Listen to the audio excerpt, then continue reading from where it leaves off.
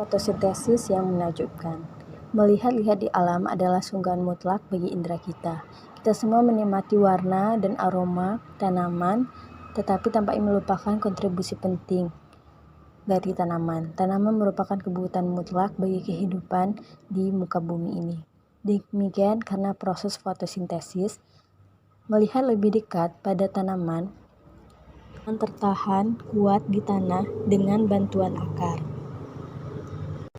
Akar ini menyerap air dari tanah dan melalui tabung kecil yang kemudian mengangkutnya ke batang dan kemudian ke daun.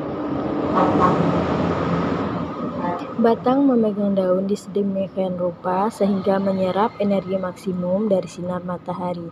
Daun adalah bagian sangat penting dari proses fotosintesis. Penyedia utama makanan dan oksigen terjadi di daun. Daun terdiri dari lamina tipis yang datar yang dihubungkan ke batang oleh tangkai daun.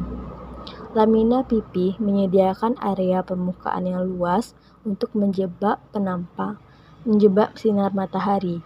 Penampang melintang pada daun menunjukkan lapisan atas dan bawah sel yang rata dan tidak beraturan.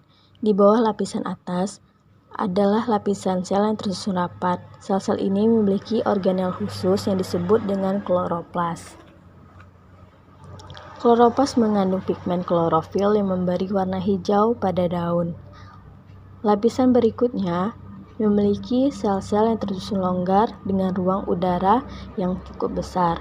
Bagian tersebut juga menunjukkan tabung khusus untuk mengangkut air yang diserap ke dalam daun. Lapisan bawah memiliki banyak pori-pori yang disebut dengan stomata. Setiap stomata dikelilingi oleh 2 sel penjaga yang mengatur pembukaan dan penutupan stomata. Daun menyerap karbon dioksida dari lingkungan melalui stomata ini yang setelah melewati ruang udara masuk ke dalam sel yang mengandung klorofil.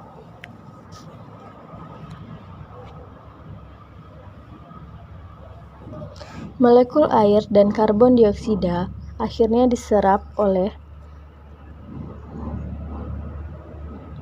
kloroplas. Kloroplas ini juga memiliki kapasitas untuk menangkap energi dari sinar matahari. Dalam energi ini digunakan untuk mensintesis glukosa dan oksigen dari karbon dioksida dalam air. Molekul oksigen dan glukosa ini berdifusi keluar dari kloroplas. Glukosa diangkut melalui tabung khusus lainnya ke semua bagian tanaman. Tanaman makan dalam pertumbuhannya. Oksigen yang ada di ruang udara ini berdifusi keluar melalui stomata. Sehingga selama fotosintesis, oksigen diberi komponen gas yang menopang kehidupan dari atmosfer, sementara glukosa atau makanan diangkut ke semua bagian tumbuhan dan digunakan untuk pertumbuhan.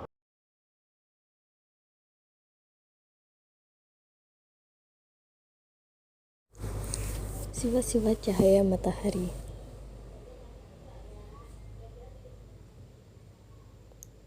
Cahaya merupakan energi dalam bentuk gelombang elektromagnetik. Jarak antara puncak-puncak gelombang elektromagnetik disebut dengan panjang gelombang. Panjang gelombang berkisar antara kurang dari 1 nanometer sampai 1 kilometer. Cahaya tampak merupakan spektrum matahari yang sampai ke bumi dan berperan dalam proses fotosintesis.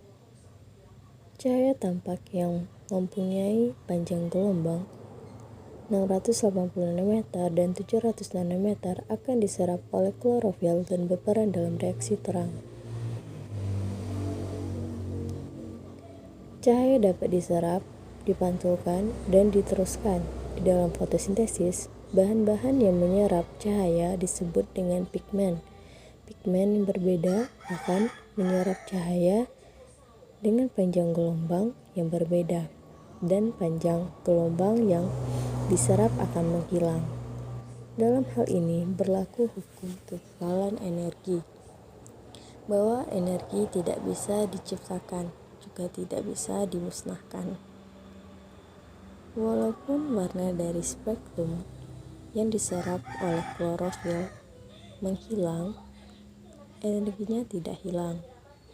Hukum kekekalan energi.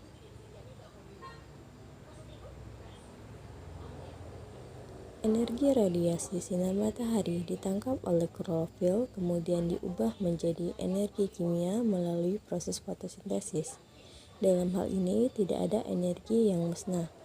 Energi kimia tersebut digunakan untuk mensintesis CO2 dan H2O menjadi glukosa dan senyawa kompleks lainnya yang tersimpan dalam bentuk senyawa karbohidrat.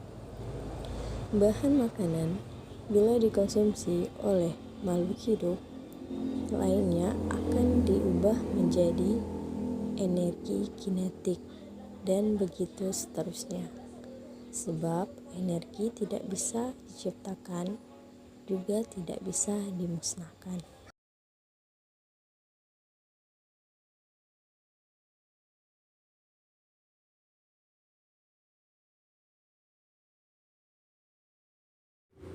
Pada akhir ayat ini Allah menegaskan bahwa dalam proses kejadian pembuahan itu terdapat tanda-tanda kekuasaan Allah yang sangat teliti pengurusannya serta tinggi ilmunya.